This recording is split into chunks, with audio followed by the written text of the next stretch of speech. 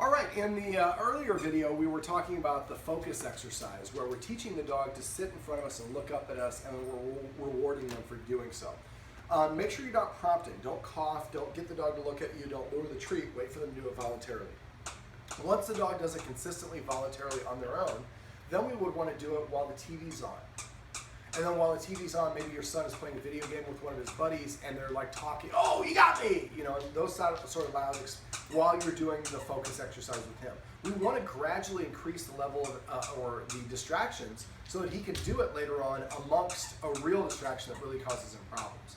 Now, once you get to the point where you can have the stereo blasting and people knocking on the door and he's just staying here focused on you, then the next step is to go to a park, not a dog park, but a park or a place where you're going to see a lot of people with dogs.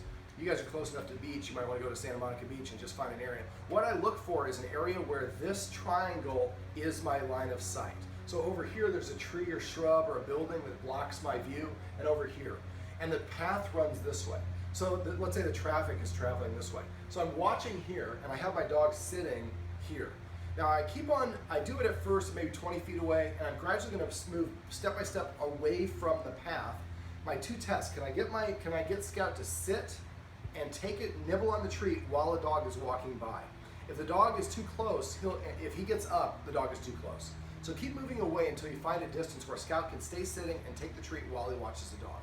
Once you've identified that distance, then the next time you practice, you go to that same spot, put him in a sit, and you look over here.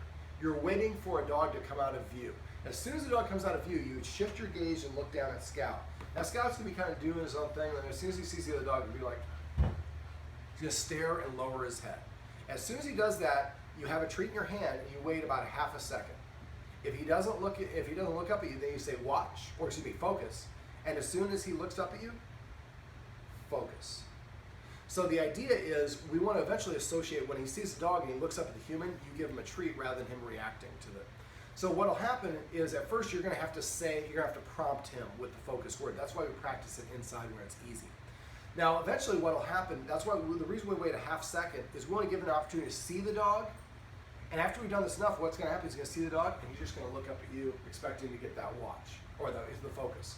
As soon as he does, then you do the focus exercise. This is called the autofocus. As soon as the dog does the autofocus, I would give him like 5 treats in a row. Focus, focus, focus. We want him going like, what did I just do? Because I got a ton of treats. Well, then I would keep on practicing until at that same distance until every time he sees the dog, instead of reacting, he looks up at you. And when he's doing the autofocus, the first time you get an autofocus, that's probably the best time to stop. Keep these short. If you start getting frustrated, stop. If he gets frustrated, stop. You want him to end on a good note always. So once he always gives you an autofocus every time he sees a dog, then you take 1 or 2 steps towards the dogs and you repeat the process until you get an autofocus every time he sees a dog. And you're going to gradually keep on decreasing the distance until you're right here and the path is right here, and every time he sees a dog, he's looking up at you. Now this will take some time. It'll take repetitions.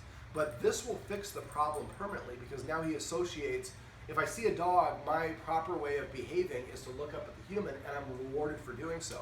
And we want to make sure that the dogs don't come and attack him. Obviously, that would be a major setback.